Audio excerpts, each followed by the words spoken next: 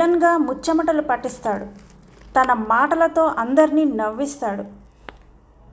మధ్యతరగతి తండ్రిగా, అల్లరి తాతయ్యగా, అవినీతి నాయకుడిగా, హత్యలు చేసే గూండాగా, కామెడీ విలన్గా, ఇలా ఒక్కటేమిటి ప్రతి పాత్రలోకి పరకాయ ప్రవేశం చేసేస్తుంటారు. వెండితెరపై తనకంటూ ప్రత్యేక స్థానాన్ని ఏర్పరచుకొని తన నటనతో ఎన్నో పాత్రలకు ప్రాణం పోసి ఎస్వి రంగారావు, కైకాల సత్యనారాయణ, రావు గోపాలరావు శకం ముగిసిన తర్వాత ఆ లోటును భర్తీ చేశారంటల్లో సందేహం లేదు.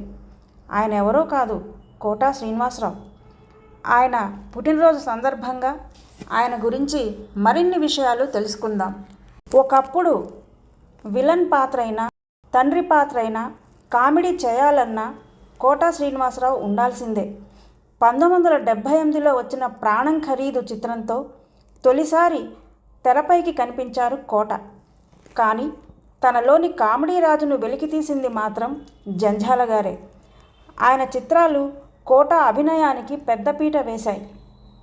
హాస్య నటునిగా, గుణచిత్ర నటునిగా పలుమార్లు అవార్డులు, రివార్డులు సంపాదించారు కోటా శ్రీనివాసరావు.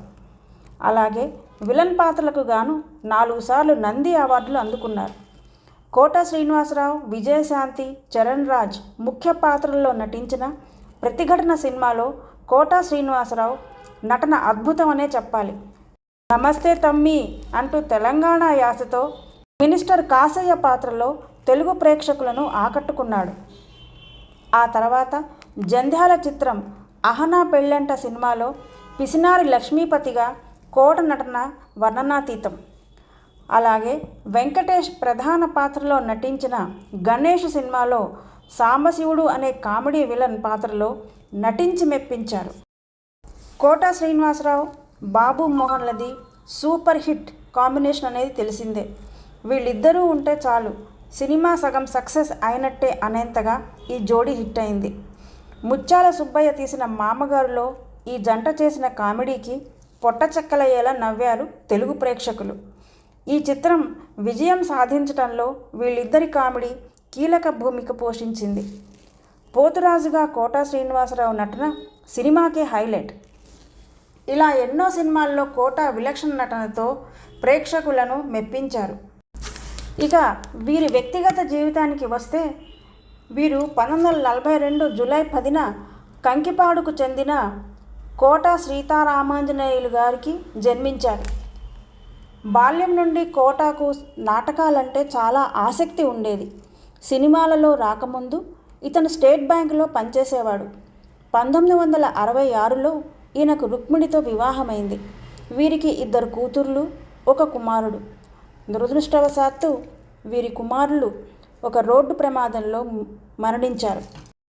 ప్రజాదరణ పొందిన కొన్ని డైలాగులు ఇప్పటికీ కూడా మనము వాడుతూనే ఉంటాం.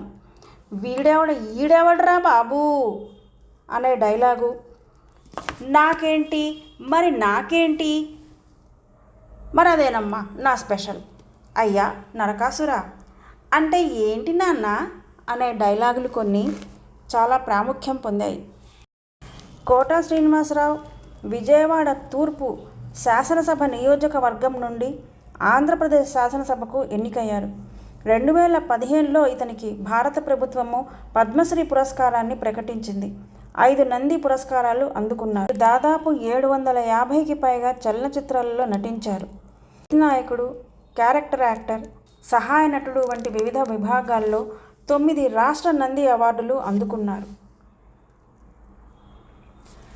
అతను భారతీయ సినిమాకి చేసిన కృషి మరువలేనిది. వీరు మరెన్నో పురస్కారాలు అందుకోవాలని ఆకాంక్షిస్తూ పాలపర్తి సంధ్యారాణి.